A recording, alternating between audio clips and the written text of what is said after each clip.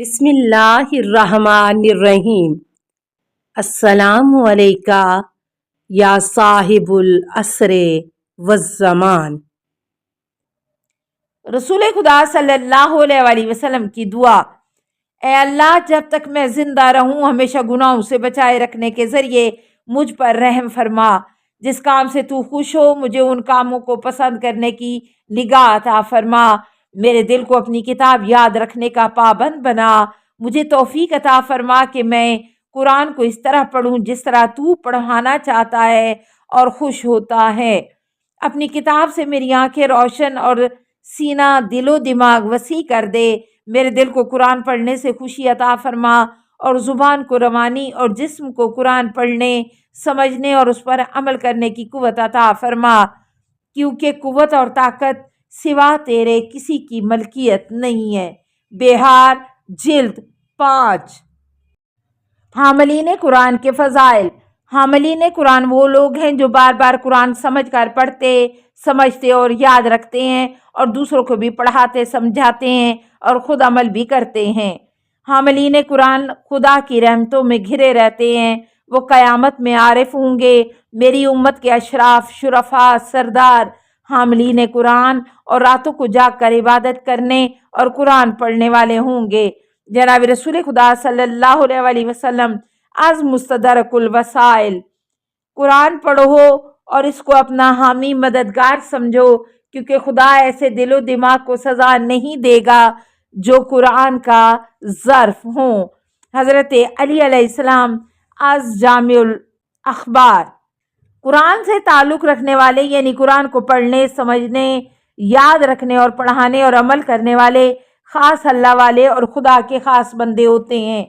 جو ان کی عزت کرے گا خدا ان کو عزت عطا فرمائے گا، جو ان کی توہین کرے گا اس پر خدا کی لعنت ہوگی۔ جناب رسول خدا صلی اللہ علیہ وآلہ وسلم از کنز الاعمال: حاملین قرآن خدا کے کلام کے معلم اور خدا کے نور کو پہنے ہوتے ہیں۔ جو ان سے محبت کرتا ہے خدا اس سے محبت کرتا ہے، جو ان سے دشمنی کرتا ہے خدا ان سے دشمنی کرتا ہے۔ جناب رسول خدا صلی اللہ علیہ وآلہ وسلم از کنز الاعمال: حامل قرآن سب لوگوں میں سب سے زیادہ اس بات کا مستحق ہے کہ نمبر 1 ظاہر و باطن دونوں میں نماز روزے کا پابند ہو، نمبر 2 جب لوگ ہنسیں تو وہ خدا کے خوف سے روئے، نمبر 3 جب لوگ سوئیں تو وہ نماز کے لیے جاگے، نمبر 4 جب کوئی اس پر ظلم کرے تو وہ معاف کرے، جو اس سے دشمنی رکھے تو وہ اس سے دشمنی نہ رکھے، نمبر 5 جو اس سے جہالت سے پیش آئے تو وہ نادانی کا ثبوت نہ دے۔ جناب رسول خدا صلی اللہ علیہ وآلہ وسلم از کافی جلد 92۔ جو لوگ خدا کی کتاب کو سمجھ کر پڑھتے ہیں اور نتیجتاً انہوں نے نماز کی پابندی کی ہے اور جو رزق ہم نے ان کو دیا ہے اس کو خدا کی راہ میں چھپ کر اور اعلانیہ خدا کی خوشی حاصل کرنے کے لیے خیرات کیا ہے، یہ لوگ ایسی تجارت کی امیدوار ہیں جس میں کسی قسم کا کوئی نقصان کا امکان نہیں ہے۔ قرآن سورہ فاطر 29۔ جب تم خدا سے باتیں کرنا چاہو تو قرآن کو سمجھ کر پڑھو۔ جناب رسول خدا صلی اللہ علیہ وآلہ وسلم از کنز الاعمال: دلوں پر لوہے کی طرح زنگ چڑھ جاتا ہے۔ پوچھا گیا یا رسول اللہ پھر اس کی خرابی کیسے صاف کریں؟ فرمایا قرآن کو سمجھ کر پڑھنے سے۔ جناب رسول خدا صلی اللہ علیہ وآلہ وسلم از کنز الاعمال: قرآن پڑھو کہ اس کا پڑھنا گناہوں کا کفارہ، جہنم کی ڈھال اور خدا کے عذاب سے امان ہے۔ اگر قرآن پڑھنے والا زیر زبر کی غلطی بھی کرتا ہے تو فرشتہ اس کو اس طرح لکھتا ہے جس طرح قرآن نازل ہوا تھا۔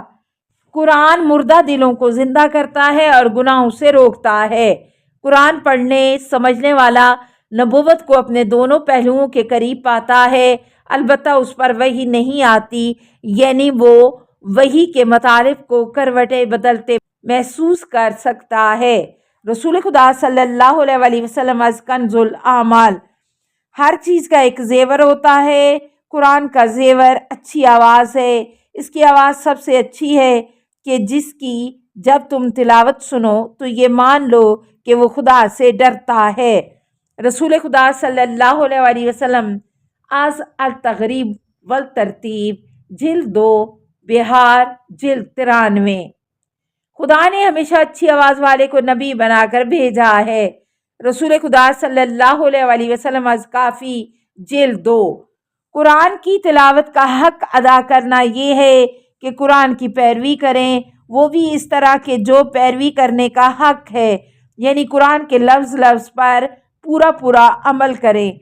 जनाब रसूल खुदा सल्लल्लाहु अलैहि वसल्लम आज तफसीर दुर मंसूर जिल्द 1। हाँ मेरे भाई वो हैं कि जिन्होंने कुरान पढ़ा तो उसको पूरी तरह समझा और अमल किया, फिर अपने फ़राइज़ पर गौर व फिक्र किया और उसको अदा किया, फिर रसूल की सुन्नत को ज़िंदा किया और बिद्दतों को मार डाला।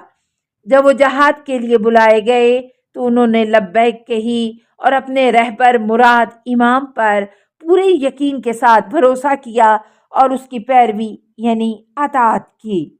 हज़रत अली अलैहिस्सलाम अज़ नहजुल बलागा खुतबा 180 कुरान पढ़ने का तरीका। कुरान मजीद ठहर ठहर कर समझ समझ कर पढ़ो। कुरान सूरह मुज़म्मल आयत नंबर 4। कुरान के अजायबात पर रुक रुक जाओ, इन पर खूब गौर व फिक्र करो, फिर अपनी अक्लों को हरकत में लाओ। खबरदार तुम में से किसी का मकसद कुरान की सूरा को जल्द ख़त्म करना नहीं होना चाहिए। रसूल खुदा सल्लल्लाहु अलैहि वसल्लम आज नवादर अपने सख्त दिलों दिमागों को कुरान की तरफ माइल करो। कुरान के ज़रिए अपने हर दर्द की दवा करो। हज़रत अली अलैहिस्सलाम अज़ नहजुल बलागा खुतबा 793। कुरान की उस किरत में कोई बेहतरी फ़ायदा नहीं है जिसमें गौर व फिक्र ना हो। उस इबादत में कोई अच्छाई नहीं जिसमें मार्फत समझ और फहम ना हो। हज़रत अली अलैहिस्सलाम अज़ बिहार जिल्द 93। कुरान की हर बात इल्म का ख़जाना है, इसलिए जब तुम किसी ख़जाने का दरवाज़ा खोलो यानी कोई आयत पढ़ो तो उस पर गौर व फिक्र करो, फिर उससे सबक हासिल करो। हज़रत अली अलैहिस्सलाम असग़रुल हकम, जो कुरान को 3 दिनों से कम दिनों में पढ़ेगा वो कुरान को नहीं समझ सकेगा। रसूल खुदा सल्लल्लाहु अलैहि वसल्लम अज़ कंजुल आमाल। हज़रत इमाम रज़ा अलैहिस्सलाम रात को अपने बिस्तर पर कुरान की बहुत तिलावत करते। जब कोई ऐसी आयत पढ़ते जिसमें जन्नत जहन्नुम का जिक्र होता तो बेहद रोते और खुदा से जन्नत की दुआ मांगते और खुदा की पनाह जहन्नुम से बचाने के लिए मांगते। अयूनल अखबारुर रिज़ा जिल्द 2। जो आँख कुरान पढ़कर आंसू बहाएगी वो क़यामत में ठंडक पाएगी। रसूल खुदा सल्लल्लाहु अलैहि वसल्लम अज़ कंजुल आमाल।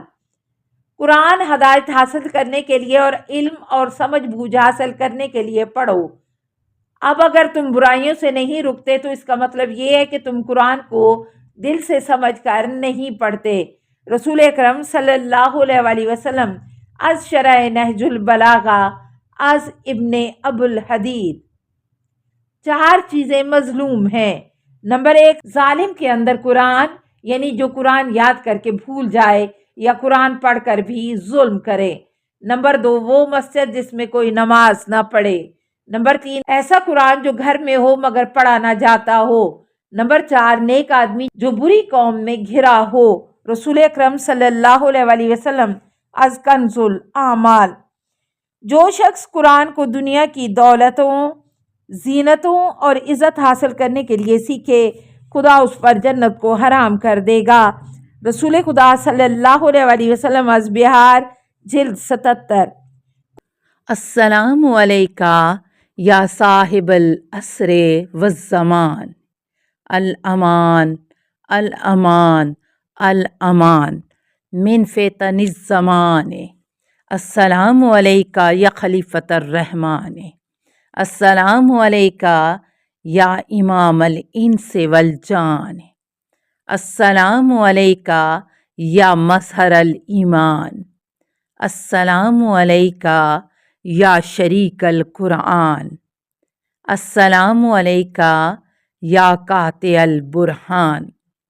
अस्सलामु अलैका یا امام زماننا حاذا اجل اللہ فرجک وسہل اللہ مخرجک وظہور کا السلام علیکہ ورحمۃ اللہ۔ اللہم صلی علی محمد و آل محمد